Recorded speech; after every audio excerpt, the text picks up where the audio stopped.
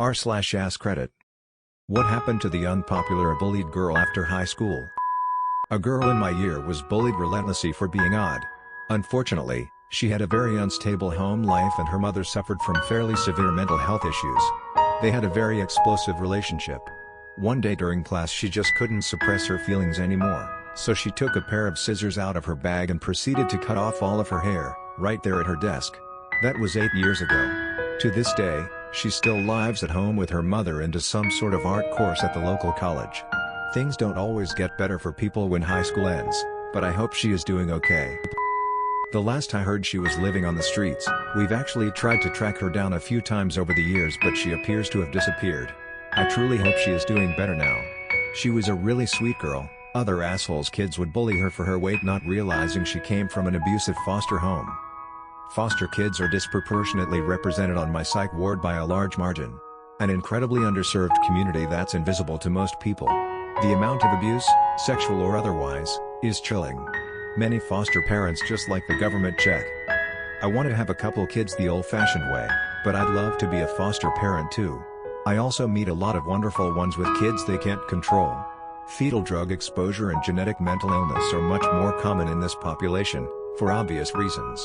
Good foster parents are fucking saints. She was bullied because she always smelled awful, had dirty clothes and greasy hair, and every time head lice was spread at the school everyone would accuse her of being the culprit. She dropped out and got married, got pregnant, but got harassed online for being a teen mom. Then everyone found out that the reason she was always so dirty is because her mother was in prison for child abuse. She didn't know who her dad was and her aunt, who had sole custody, made her sleep on the floor with 14 dogs and didn't let her shower. People felt really bad and tried to reach out but she told them all to fuck right off. She's really happy with her new family and looks like she's being the best mom. Got a job, supportive husband and a house of their own.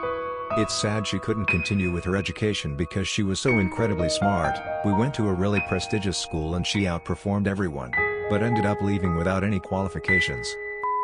I was the unpopular girl, never really fit in, had a rep for being weird, but got good grades. Never really understood what made me weird, until college got difficult. Eventually went to get checked out because it seemed like my brain was always a bit off. Got diagnosed with autism, age 21, and it explains a lot. It was just harder to see because of my gender. ASD is underdiagnosed in girls, and because I was an overachiever at school, at the cost of having little ability to make friends and a lot of ability to alienate everyone in every school I'd been to. Girls, if you think something's up, get checked out. If I'd been diagnosed earlier, it might have helped people understand I wasn't just a batty old weirdo, and maybe, my schools would have helped me. Heck, my parents might have understood me better, and not just told me to get over it. It also just helps a lot, knowing it's not your fault. It's made me a happier person. Edit. I still have mental health issues stemming from inability to cope with social issues. A diagnosis isn't a cure-all, nor is it an excuse to do anything bad. It's just a means of understanding what's wrong, and leads to support and better management of conditions. I was friends with her.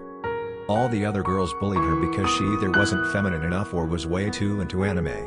It didn't help she hung out with a bunch of nerdy dudes like me who played Magic, The Gathering and Warhammer every day, instead of hang out at the beach and hold wild benders on Fridays. She found herself the victim of racism by her fellow Asian students because she came from Vietnam, and was commonly insulted for it because she was really into Japanese culture, not just anime, but the media, music, fashion, etc. She was super conscious about her teeth, because she came from a poor family, divorced, raised primarily by an alcoholic mother who would soon develop severe mental problems. I mean, I love her mother a lot, she's really sweet, but she didn't really act responsibly with her children, resulting in them having really screwed up teeth with no money to fix it. She landed herself a serious boyfriend near the end of high school, a guy a few years older than her. Seeing her home situation, he decided to be her savior and got her a job at the game store next to his job. He moved out to get a cheap studio apartment where they could just live a normal life, where they didn't have to put up with the drama and stress of their families. Turns out they got too cozy with one another, and she got pregnant. She had to quit her job, and became a full-time mom. Was actually really good at it. The guy made an attempt to raise this kid, but it turns out he couldn't see himself living the rest of his life with this girl or being a father. He still wanted a college education, a major career path, and a more solitary life. He cheated on her while she was pregnant, But she thought it was just something that happens and he'll be more loyal once the child was born, so she didn't murder him for it. Nope, the cheating only got worse, to the point that he ended up cheating on the girl he was cheating on her with. Yeah, he was quite a piece of work. He suddenly disappeared shortly after their daughter turned 2. The overwhelming response wasn't one of anger, or fear, or apprehension. It was relief. Having him gone actually made her life more easy, and without him there, she got a lot of help and sympathy from her family. She moved back in with her mom, taking her daughter with her. Her brother moved back into the house too, for a little bit, just to help ensure the kid had food, supplies, and regular doctor visits. One of her old friends from high school reconnected. Turns out he was in a serious relationship with one of the girls who bullied her. The years were kind to their mentality, and without the high school environment polluting their perceptions, they ended up all becoming good friends with one another. Through them, she found herself getting invited to gatherings by these women who previously antagonized her. And when they found out she had a kid with a deadbeat dad who disappeared and doesn't pay a dime in child support, they were more than enthusiastic to help however they could. 10 years later, she's found herself a new man, a good man, and he was so enchanted by her that in a crazy lapse of impulsive judgment, put a ring on her hand without a second guess. They were going to move out, but opted to stay to care for mom as her mental state worsened. And her daughter is all grown up now. Blows my mind. She's now the same age as when I first met her mom. Looks just like her mom did at that age, a direct clone, and hasn't a damn bit of her father at all. Everyone my age is wrangling toddlers and attending Daniel Tiger-themed birthday parties. Meanwhile, my friend's kid joins us for Magic, The Gathering, late-night arcade ventures, anime screenings, quotes the IT crowd flawlessly, and hangs out with us like one of the group. And her kid is so grown up, she insists that her mom and daddy go have date nights, that she'll cook for grandma and watch the baseball game on TV with her. It's amazing. This kid loves her new daddy so much, she'll go out of her way to ensure he maintains a strong relationship with her mom. So quite a turnaround. Yeah, the person who tried saving her dumped a massive liability on her and left her for selfish reasons, disappearing and refusing to pay child support. But in light of that, the people who bullied her ended up supporting her, and her liability grew up into a responsible girl whose existence allows her to have a strong relationship with her husband without a ton of worry for her own mother. Yeah, they're still struggling financially, but they're climbing. Last month, she just had her first dental appointment in 20 years. And she hated every minute of it. Sounds like a bit of long-deserved normalcy to me. I was the unpopular girl, never really fit in, had a rep for being weird, but got good grades. Never really understood what made me weird, until college got difficult. Eventually went to get checked out because it seemed like my brain was always a bit off. Got diagnosed with autism, age 21, and it explains a lot. It was just harder to see because of my gender. ASD is underdiagnosed in girls, and because I was an overachiever at school, at the cost of having little ability to make friends and a lot of ability to alienate everyone in every school I'd been to. Girls, if you think something's up, get checked out.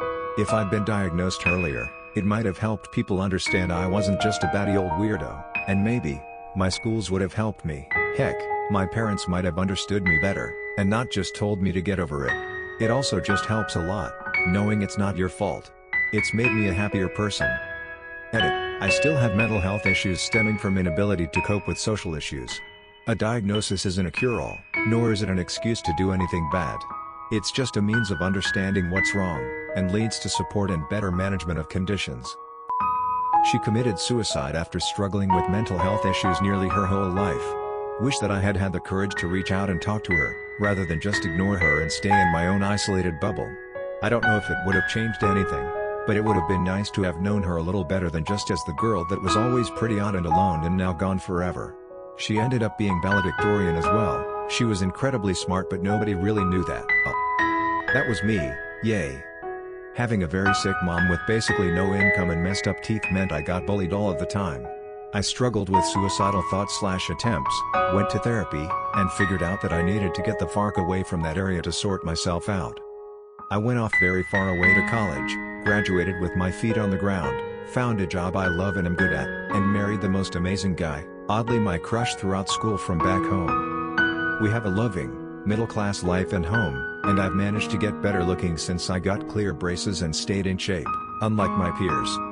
All I had to do was leave to realize that their little hate bubble was all they'd ever have.